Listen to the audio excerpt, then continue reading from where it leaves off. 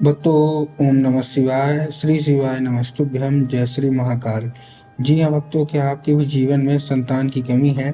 आपको संतान प्राप्ति नहीं हो पा रही है, आप लोग बहुत ज़्यादा परेशान रहते हो कि आखिरकार हमारे जीवन में है ना, संतान की कमी इतनी ज़्यादा क्यों है?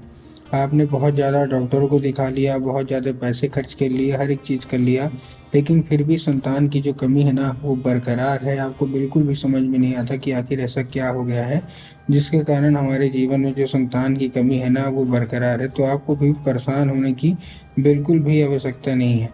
आज जो मैं आपको उपाय बताने वाला हूँ, अगर आपने इसको कर लिया तो अवश्य रूप से सारी की सारी इच्छा, सारी की सारी मनोकामना पूरी होगी। अगर आपके जीवन में संतान की कमी है तो अवश्य रूप से संतान की कमी है ना, वो दूर होगी और आपके जीवन में संतान होगी। देखिए, बहुत ज़्यादा लोग परेशान रहते हैं कि क्या हो गया, कैसे हो गया, पूरा आपको समझाने वाला हूँ। तो एक एक चीज़ ध्यान से सुन के अच्छे से करिएगा ज़रूर। देखिए, आपको भी पता होगा कि पूज्य गुरुदेव की जो कथा होती है, उसमें लाखों की भीड़ आती है। कैसे भीड़ आती है? लाखों की भीड़ आती है। और जब गुरुदेव की कथा में लाखों की भीड़ आती है तो वहाँ ज़्यादातर जो भक्त होते हैं वो क्या करते हैं? पत्र के द्वारा अपनी इच्छा और पत्र के द्वारा अपनी मनोकामना जो है ना, वो गुरुदेव तक जो है वो पहुंचाते हैं। अब ठीक, तो अभी गुरुदेव की कथा चल रही थी। आज से 4 से 5 महीना पहले की बात है। गुरुदेव की क्या है, कथा चल रही थी। अब जब गुरुदेव की कथा चल रही थी तो वहाँ ज़्यादातर जो भक्त हैं, जैसे कि पता है ना, पत्र के द्वारा लोग पहुँचाते हैं। तो जब गुरुदेव की कथा चल रही थी तो वहाँ बहुत सारी भीड़ आई। अब बहुत सारी जब भीड़ आई तो वहाँ ज़्यादातर जो भक्त थे ना, उन्होंने क्या किया, पत्र के द्वारा अपनी इच्छा और पत्र के द्वारा अपनी जो मनोकामना थी ना, वो गुरुदेव तक पहुँचाई। अब जब गुरुदेव के पास पत्र पहुँचा और गुरुदेव ने पत्र पढ़ा तो वहाँ उन्होंने देखा कि ज़्यादातर जो भक्त हैं, उनकी क्या है, केवल केवल एक ही इच्छा और एक ही मनोकामना है। क्या कि गुरुदेव, हमारे जीवन में संतान की प्राप्ति नहीं हो पा रही। हम लोग बहुत ज़्यादा परेशान हैं कि हमारे जीवन में संतान प्राप्ति हो, लेकिन संतान की जो कमी है ना, वो वैसी की वैसी बरकरार है। कृपया करके कोई उपाय बता दें ताकि हमारे जीवन से संतान की जो कमी है वो दूर हो जाए। हमको बिल्कुल भी समझ में नहीं आ रहा। हमने बहुत ज़्यादा डॉक्टरों को दिखा लिया, बहुत ज़्यादा हमने पैसे खर्च कर लिए, बहुत ज़्यादा हमने दवाइयाँ भी करवा ली, लेकिन फिर भी संतान की जो कमी है ना, वो दूर होने का नाम ही नहीं ले रहा। कृपया करके कोई उपाय बता दें। अब जब गुरुदेव ने ये देखा, तब गुरुदेव ने 2 से 3 उपाय बताए और कहा, केवल और केवल ये उपाय कर लेना। तुम्हारे जीवन में जो कोई भी दिक्कत है, जो कोई भी समस्या है और संतान की प्राप्ति अगर नहीं हो पा रही तो अवश्य रूप से संतान की प्राप्ति होगी ही होगी। अब जब गुरुदेव ने उपाय बताया तो लोगों ने जा जाके इस उपाय को घर में करना शुरू कर दिया। अब जैसे ही लोगों ने जा जाके इस उपाय को घर में करना शुरू कर दिया, वही लोग गुरुदेव की कथा में मात्र 1 से 1.5 महीने के बाद वापस आए। अब जब वही लोग गुरुदेव की कथा में वापस आए तो उन्होंने क्या किया, फिर से एक बार गुरुदेव को पत्र लिखा। लेकिन ये वाला जो पत्र था, ये गुरुदेव को धन्यवाद के रूप में पत्र था कि गुरुदेव, धन्य हो आपका, आपके द्वारा बताया गया उपाय हमने कर लिया है। हमारी सारी की सारी इच्छा और सारी की सारी मनोकामना पूरी हो गई है। हमारे जीवन में जो संतान की कमी थी ना, वो दूर हो गई है और अब हमारे जीवन में संतान की प्राप्ति होगी। आपका कोटि कोटि धन्यवाद। हमने डॉक्टर को दिखाया तो उन्होंने बोला कि आप बहुत जल्द आपके जीवन में संतान प्राप्ति होगी। तो गुरुदेव, आपका कोटि कोटि धन्यवाद। तो देखिए, जो लोग भी मेरी आवाज़ अभी सुन रहे हैं ना, अगर आपको भी जानना है कि आखिर ऐसा कौन सा उपाय है जिसको करने मात्र से इच्छा मनोकामना सारी की सारी पूरी हो जाती हैं, तो चलिए हम बताते हैं आपको आज की इस वीडियो के माध्यम से कि आपको करना क्या है। तो बस उपाय ध्यान से सुन के अच्छे से करिएगा ज़रूर। लेकिन उसके पहले चैनल पे अगर पहली बार आए हैं और आवाज़ मेरी पहली बार सुन रहे हैं तो वीडियो कर दें लाइक और चैनल को भी कर लें सब्सक्राइब, ताकि पूजनीय पंडित प्रदीप जी मिश्रा के रोज़ नए नए उपाय, जो कि मैं उनकी कथा से सुनता हूँ, श्रवण करता हूँ, सबसे पहले मैं आपको प्राप्त करा सकूं। ठीक, तो देखिए, जो हमारा सबसे पहला उपाय है, इस उपाय में आपको करना क्या है। जो हमारा सबसे पहला उपाय है, इस उपाय में सबसे पहले आपको लेना क्या है, सबसे पहले आपको लेना है केवल और केवल एक नारियल। क्या लेना है? एक नारियल लेना है।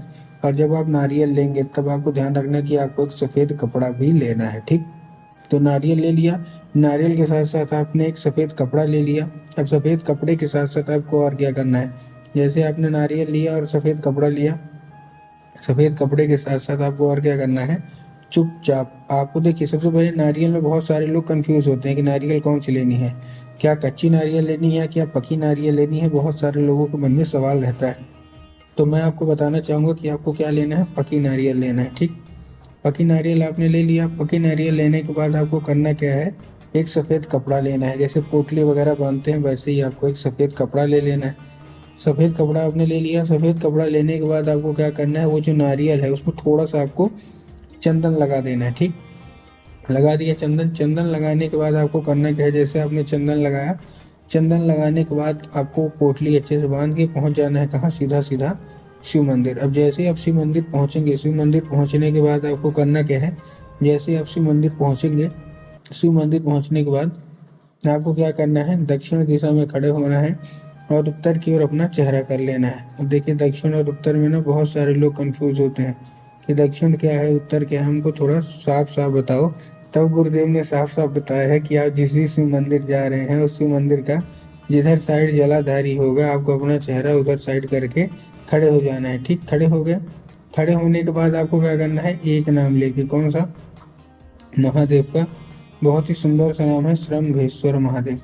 तो आपको करना क्या है, आपको श्रम्भेश्वर महादेव का नाम लेके और उन्हीं का स्मरण करके आपको चुपचाप से क्या कर देना है, आपको अर्पित कर देना है बस। पूज्य गुरुदेव कहते हैं कि अगर आपने श्रम्भेश्वर महादेव का नाम लेके और उन्हीं का स्मरण करके आपने चुपचाप अर्पित कर दिया तो अवश्य रूप से सारी की सारी इच्छा, सारी की सारी जो मनोकामना है वो पूरी होंगी और आपके जीवन में भी संतान की जो प्राप्ति है वो होगी ही होगी। ठीक है, ये तो था हमारा कौन सा, ये तो था हमारा पहला उपाय। अब हम चलते हैं अपने दूसरे उपाय की ओर। अब देखिए जो हमारा दूसरा उपाय है उस उपाय में आपको करना क्या है, जो हमारा दूसरा उपाय है इस उपाय में आपको लेना है सफ़ेद आंकड़े की जड़। क्या लेना है, सफ़ेद आंकड़े की जड़ लेना है। और सफ़ेद आंकड़े की जब आप जड़ लेंगे तब आपको ध्यान रखना है कि जो सफ़ेद आंकड़े का मतलब फूल भूल के भी मत लीजिएगा, सफ़ेद आंकड़े की जड़ ही लेना है। ठीक, तो ले लिया सफ़ेद आंकड़े की जड़। सफ़ेद आंकड़े की जड़ में आपको एक लाल धागा भी चाहिए, तो ठीक है आपने लाल धागा भी ले लिया। अब आंकड़े की जड़ के साथ लाल धागा ले लिया। लाल धागा आपको उसको जो आंकड़े की जड़ है ना उसको अच्छे से बांध लेना है। बांध लिया। अब बांधने के बाद आपको करना क्या है, जैसे आपने बांधा, बांधने के बाद आपको क्या करना है, केवल केवल जैसे आपने बांधा, बांधने के बाद जितनी भी महिलाएं हैं उसको लेके पहुंच जाना है आपको कहाँ, सीधा सीधा शिव मंदिर। अब जैसे आप शिव मंदिर पहुंचेंगे, शिव मंदिर पहुंचने के बाद क्या करना है, चुपचाप जैसे शिव मंदिर पहुंचेंगे आपको माता शोक सुंदरी की जगह पे अर्पित करना है। और माता शोक सुंदरी की जगह पे अर्पित करने के बाद माता से उसको औषधि के रूप में मांगना है। अब देखिए जिसको पता है कि माता शोक सुंदरी की जगह कहाँ होती है उनका तो ठीक लास्ट है भाई। लेकिन बहुत सारे ऐसे लोग हैं जिनको यही नहीं पता कि माता शोक सुंदरी की जगह कहाँ होती है। तब गुरुदेव में साफ साफ बताया जो जलाधारी है, जलाधारी के बिल्कुल बीचों बीच उनकी जगह होती है, तो वहाँ अर्पित करेंगे। और वहाँ अर्पित करने के बाद उसको औषधि के रूप में मांगेंगे। 5 मिनट तक आप खड़े रहिए। उसके बाद आपको क्या करना, उठाना है और अपने कमर पे बांध लेना है। 1 से 1.5 महीने बांध के रखिए। अवश्य रूप से आपकी ज़िंदगी में जो संतान की कमी है ना वो दूर होगी और संतान प्राप्ति अवश्य रूप से होगी ही होगी।